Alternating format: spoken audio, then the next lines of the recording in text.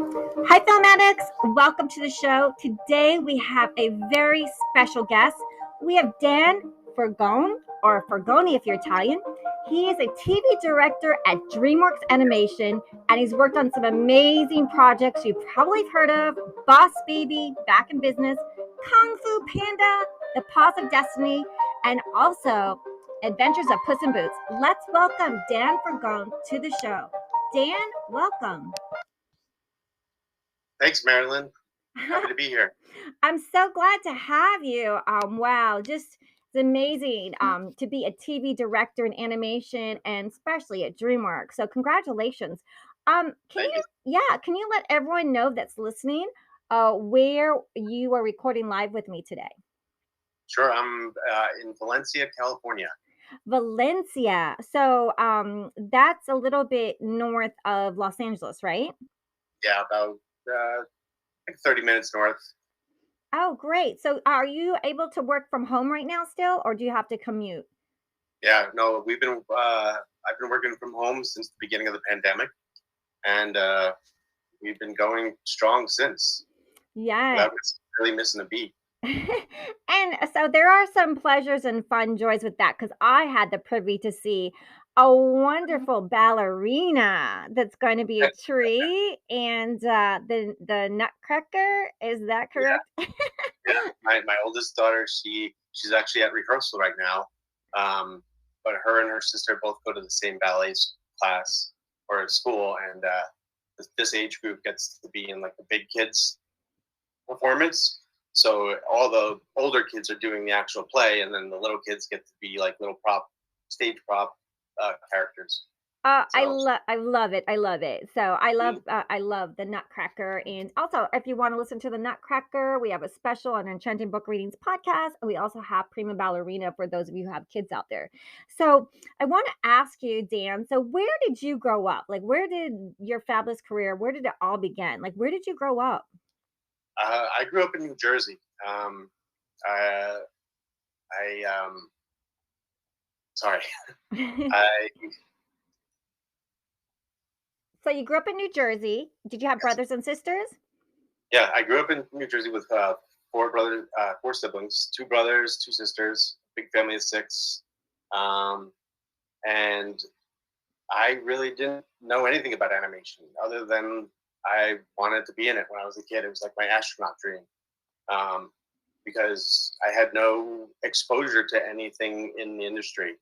Uh, all through. I mean, I could draw like for the whole day. My mom used to say, like, she would just put crayons and papers in front of me, and I would just sit and draw.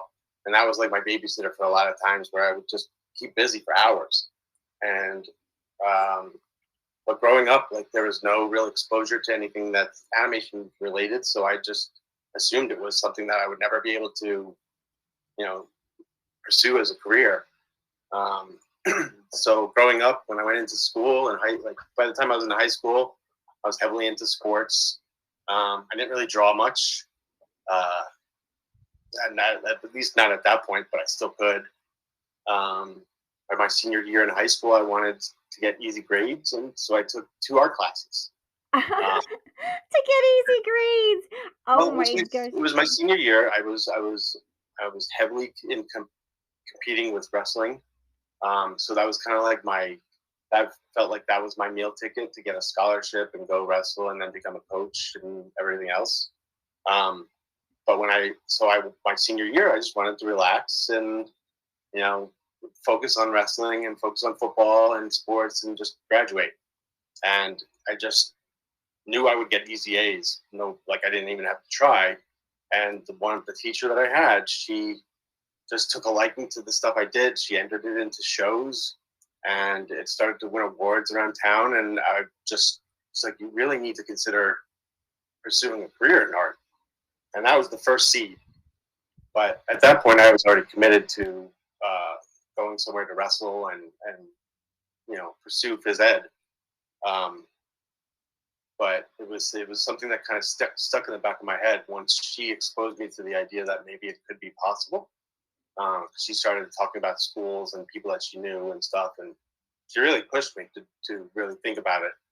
Um, That's amazing. To have a teacher or a mentor or someone that spots your talent as an artist and that has like some concrete suggestions and friends like what schools to go to, what friends to and to direct you into a direction. But your of course, you're in high school, you're wrestling, you love sports, and also, can you share with everyone your favorite all-time football team?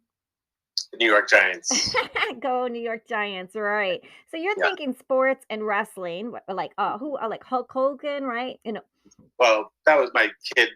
That was the kid version of me that liked Hulk Hogan, but I was more into like collegiate and the Greco-Roman actually, which is like the Olympic style wrestling. Oh, So wow. I competed in state tournaments and national tournaments for all throughout high school. So it was a big part of my life for a long time. Well, then I have to ask you, growing up then, what was one of your favorite movies? Or if you have a couple, share with us. I mean, I was a Disney kid, without a doubt. Like I the trifecta in the '90s of Little Mermaid, Beauty and the Beast, and Aladdin were really what probably were the strongest sources of my love for animation. I mean, all the other ones too, but uh, those were probably the biggest ones that really turned me onto it because I could draw, so I knew like it attracted me. And then as I got older, I mean, I think high school, because I was so involved in sports, I had a lot of downtime where I didn't do stuff because I didn't go out a lot, I didn't drink, I didn't do any of those things. So my biggest pastime was to go to the video store, and I had a really close friend there who would just let me take movies out for free. I won't say his Nice. name or the store, but the store is out of business. Uh, but I watched a lot of movies, and I don't think it really registered just how much they influenced me until later on when I got to college and started to really get into this industry because it was something that I just enjoyed doing. But it didn't seem like anything to me at the time. But now I look at it more as like research. Yeah. So, did you have a favorite Criterion film? Uh, it's funny.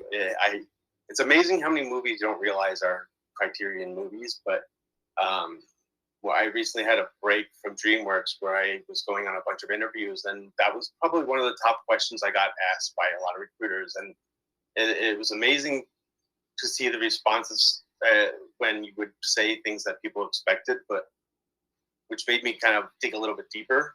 And I would have to say that hands down, one that I kind of overlook a lot is The Princess Bride, and it's one of those movies that I can watch every single time it's on TV or playing because it's like watching it the first time because I always find something new, and it's such an incredible movie. And I think after starting to read the behind the scenes of the movie, I have a much deeper appreciation because it had such a hard time to get made, and like no one wanted to make it.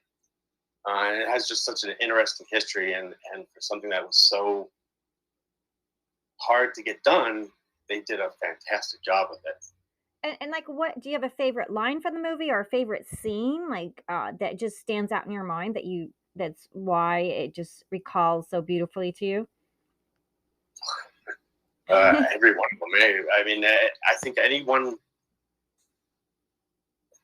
It's hard to pick one because there's so many amazing actors in it. But I love the moments with Andre the Giant. Um, he kind of adds a whole nother level to that film that just gave it the right amount of innocence, but also humor. Yeah, innocence and humor, those are some beautiful themes. And yeah, like, as you guys know, since I'm Italian, I always like Federico Fellini, La Dolce Vita, The Mhm. Bicycle Thief, and just The Miracle Milan. Like, I just find those films so fascinating that when you watch them, they just carry you away, and they're just so breathtaking and just really moving and poignant, and just really just stylizes a human being, and like, what's it like to be a person that goes through some serious things. And also the big camel is one of my favorites. But Princess Bride, yeah, it's you sometimes, like, we forget that that's a Criterion film, so that's a beautiful one. I had to search for it. Because that's been my number one answer lately, and I was pleased to find that it was definitely one of the criterions. But I have a list of other ones that would, I mean, Silence of the Lambs and Crash and all the others. It's just I haven't watched them in so long. Some of them not since art school, but Yeah. Well, our listeners love finding out when our directors come on here, like what's their favorite Criterion film and who's their favorite director and what's their influence. So they really listen, love enjoying our guest speakers talk about their favorite movies. And coming up, do you have a favorite film director? And can you share a favorite film shot that you love? Since you're a director, and give us a little, sure. yeah. There's a ton of directors, obviously Spielberg, Ron Howard, all the typical ones you expect to hear. But giving it some thought, one of my favorite ones right now, I think, just from some recent work, is Todd Phillips, who did The Hangovers, and then he did The Joker. And I think what really stuck out for me was just how he was able to go from something like The Hangover into The Joker, which is so deep and dark and heavy. And just the subtext and everything else in that. It was my favorite Batman comic movie, or non-comic movie, I guess you could call it, to date. And I would love to see more from that world, because it's just the crossover between bringing the real world, like, problems and mental health issues into that comic world and infusing the two is just a whole different take that I feel like just needs to be explored. Yeah, yeah. I mean, the Joker, wow, and like you said, going from the Hangover to the Joker. And can you also share your subtext shots a little bit? Sure, yeah. Well, in the Joker, they have one where he's climbing down the stairs in a point where he kind of realizes that he's kind of down on his luck, but he's kind of joyful about it in a way.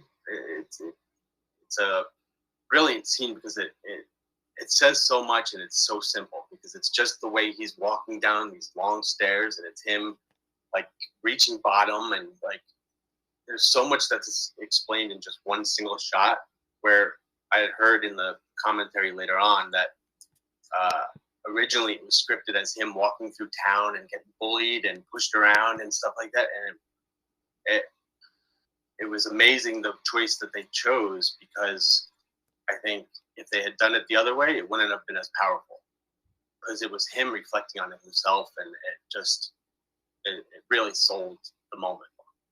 And there's another shot, and it's a completely different movie with a completely different tone, but it's one that I always tell my storyboard artists about, because it's the strength of it is just so clear and simple that it didn't really take much for the director to achieve it. But it's the movie The Proposal with Ryan Reynolds and Sandra Bullock.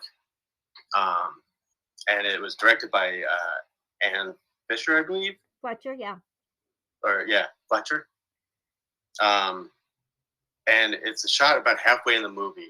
It's when, I don't know if the listeners aren't familiar with it, the story is about a boss who forces her employee to get married so that she can stay in the country. And in doing so, he brings her to his home, brings her to his hometown to meet his family. And they try to do this whole ruse where they're lovers and in a relationship to try to fool the government, basically, and have to fool his family. So there's this scene halfway in the movie where they're both in the bedroom that they're sharing. Sandra Bullock's on the bed, and Ryan Reynolds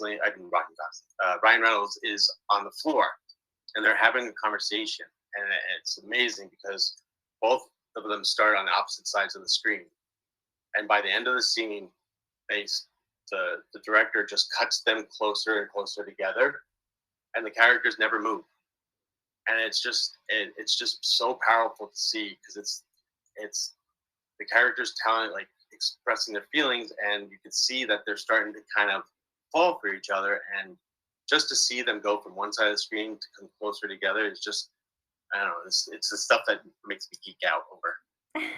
Yeah, and those I guess it's those little details really add. They're subtle Hmm. and but they really enrich the movie and without saying or talking or telling it, it's just the visual beautiful shot. So that's a great example. Thank you for sharing that. Of And course. and I want to ask you, so you said you were starting wrestling. So how did you eventually get into your first, did you go to school for animation? What changed you or turned a corner for you to go into animation? About a year into school, I went to East Stroudsburg University, which is a small Pennsylvania school. Um, I just kind of got bored. I was tired of classes. I was getting, you know, I was doing more drawing in classes than I was reading, but I was still getting good grades, and I just didn't feel challenged. Um, and it just dawned on me like this is not. I'm not going to be happy staying in this direction. So I figured, my fallback would be trying this. But I knew at the time if I was going to do it, I had to do it right, and I had to do it. I was only going to be able to do it once. Um, so the one school that my high school teacher had informed me about was the School of Visual Arts. So that was the only school I knew of that had animation. I had never heard of CalArts. I'd never heard of RISD. I'd never heard of Sheridan. I knew nothing about the animation industry at all, except I was going on the advice of my teacher. Um, so I took a year off and worked at a restaurant and built a portfolio. Applied the following spring, and then I got into School of Visual Arts in 2000, I think, or 2000, yeah, 2001. Um, and I started in the computer animation department, and then in about the second semester, I moved over to the animation department and stayed there for 4 years. Um, and yeah, I mean, it was great to live. I never wanted to live in New York City, but I'm so thankful that I did. It's probably one of the greatest cities I've ever been in, um, and I think the exposure there was amazing. Um, but that was my first real taste of like the animation industry. Um, and knowing and going into it, I knew that I was going to have to come out to California at some point. Uh, so I knew there was a lot of big changes coming up, and it was one of those things where I just had to do it. And you did. And so you have some award-winning, you worked on some award-winning almanacs. And what was one of your first projects? Your first project, you were doing MTV series Good Vibes, Dick Figures, and a few animation community and you worked with the crew at the 6 Point Harness. Was that the first job that you had, 6 Point Harness? That was the first job out here in LA. Mm-hmm. I graduated from School of Visual Arts in 2005, and I stayed in New York for a while working on a number of things.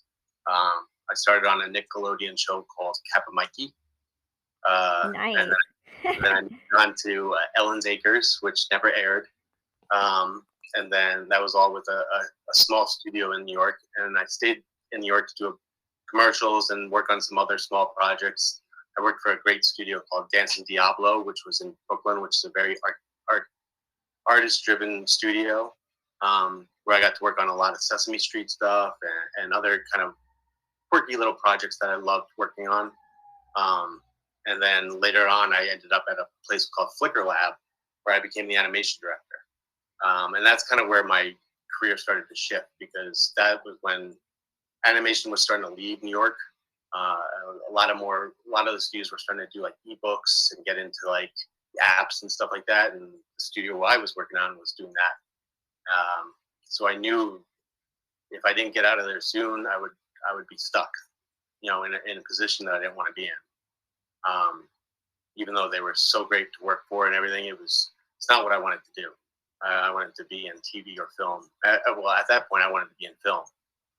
TV was never attracted to me, at least TV animation, because it wasn't as full or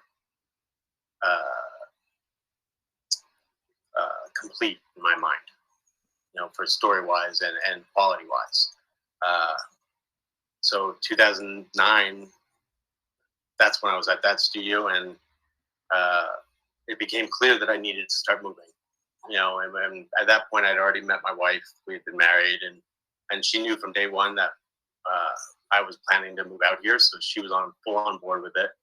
But we stuck it out because we both have family, and I was doing well. I kept getting jobs, but I was reaching a point where I wasn't going to go any higher. Both in salary and positions, and the opportunities were fewer and fewer. So I took a week off and I came out here to California for a week and met with a bunch of studios. Sorry. So I met with a bunch of studios, a bunch of people, and I tried to make as many contacts, meet and greets with either friends of friends or studio executives, and I met a lot of great people, including the guys at 6 Point Harness, and they really liked my work. It pretty much offered me a job on the visit, but they were waiting for a green light. So on good vibes. So I went home after the week and just waited for their call. And then when they finally did it, my wife and I packed up. And then you came to LA. And then yeah, and so then you also worked for Titmouse Studios on Disney's Random Cunningham, the ninth grade ninja. And you just did so many amazing things. And so how did you go? You did a little bit at Warner Brothers too, right? Yep, I had 2 stints at Warner Brothers. One was on Teen Titans Go, actually. That was a little bit earlier in the career when I first moved out here. I didn't last very long on there. It was one of my first boarding jobs as a storyboard artist, and I think my greenness was probably the main reason why I didn't stick around. It was a very disappointing thing for me because that felt like it was my first big break. But then it was just when one door closes, another one opens. So I ended up going back to 6 Point after that, and I worked on the Dick Figures movie, which I had just listened to your interview with John Evershed from Mondo Media. He was one of my bosses back then. Oh, wow. Yeah. So I animated on the Dick Figures movie, and shortly after that, I got a call from Titmouse to come work on Randy Cunningham. There's a producer that I had worked with at Dancing Diablo back in New York, knew I was out there and called me. So it was and I hadn't heard from her in years, but she just found out that I was in LA and was like, I need someone, and she brought me on board. And then I was kind of like that was my gateway into storyboarding, because I got into storyboard revisions on the second season of Randy Cunningham. And shortly after that, I got another call from a high school friend who I went to high school in New Jersey. Wow.